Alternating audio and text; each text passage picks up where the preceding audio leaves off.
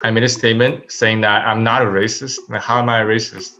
For supporting a black police officer who was killed and for supporting our Second Amendment. I'm a student at Fordham University, and I posted 2 Instagram posts, one of which was to David Dorn, the officer who died. And out of my emotion, in which I was very mad that he was killed and nobody cared about him. And the next day, just so happens to be anniversary of a Chinese democracy movement. And I posted on that day, I posted myself in my backyard, with my legally owned rifle.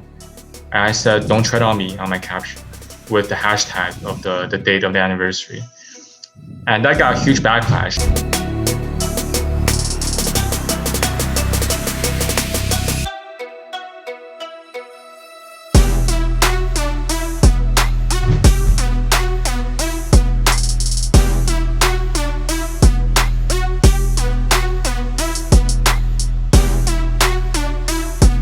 And what happened was the bad people told the school, they reported me. The school commented, the school took it seriously. And what happened was, outrageously, the same night that I posted, at around 10 p.m., the school's public safety officers came. Fordham Public Safety. They came to my house and they called me. They said, we're outside your house, like they're FBI. And then I was so shocked. Our family was so shocked. We didn't know what to do. But we don't think like criminals. We did nothing wrong. So we didn't assume that something bad's gonna happen. So we let them in, to be nice. We let them in.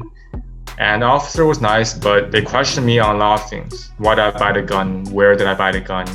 Why did I post? Those things like interrogation. That's why I said in the article in the Campus Reform, I said Soviet-like interrogation. And what's more disappointing than that is after they left, he called me, the public safety officer, he called me and he said, "Austin, if you delete the pictures, then we'll let this go and nothing will happen. I'll put all of this behind us." And I have to say something, which is the school charged me afterward for these things, which is one of the crimes is intimidation and threats. And as I'm talking about the public safety, they told me, and they represent the university, they told me that I'm not a threat, I'm not dangerous, and they said that in the name of the university, and they told me to delete the posts in the name of the university, not personal level. And what happened was, I thought I deleted it. I didn't delete it. I put it down on private, and I thought things were gonna be okay. I thought it was over. I put it down because, I'm just a student.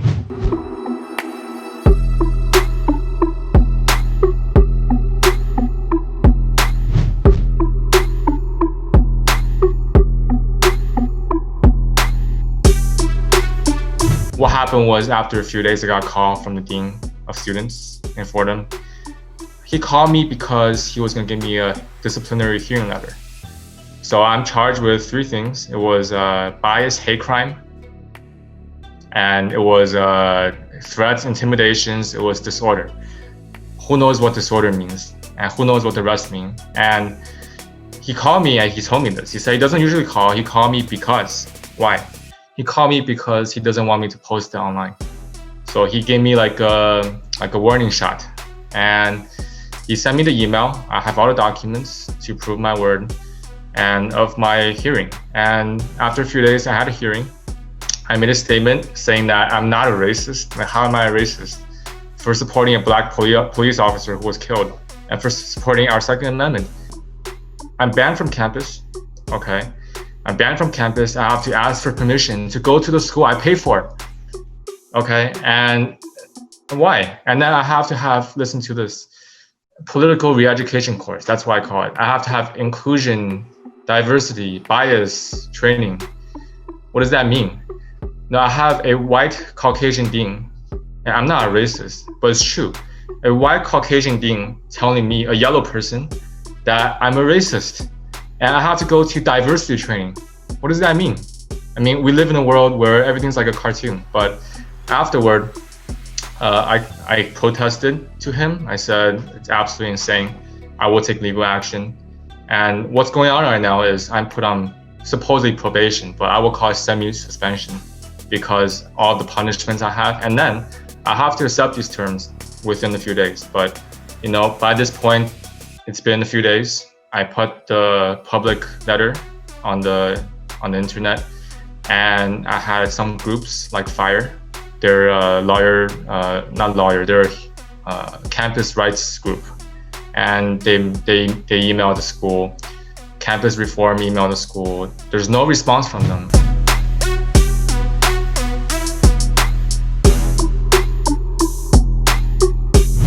There's so much love.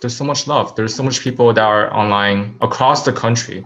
People who are close to me, people like you, people everywhere are telling me that what happened was wrong. And I feel empowered to make this case for the country, to make this case for people say the silent majority. And I don't say that just by Republicans or conservatives. I'm saying that for everyone, whether you're what party, what belief, what sex, what race, what country you're from. I think people need to speak up. I think people have been silent for too long. So we will take this case to them legally. The bad people, I call them the bad people. There are people who are hateful, and that includes the school. And I told the school, their decision is what's wrong with this country. You can't speak anymore. And I think these people are it's two things or three things. They're either evil, okay, or they're not very smart, or they're too sensitive. So the Constitution does not protect feelings. The Constitution guarantees our rights and guarantees this country stays as its name. It's called America. So I think these people want to change the country. But the point is, the most important thing we have, why it's called the First Amendment, is the first thing we have is free speech. And that's something we have to uphold.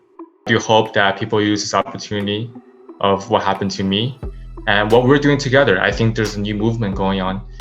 I think that you should come out and speak your mind and let this be an opportunity to let the institutions know that your rights will not be infringed upon.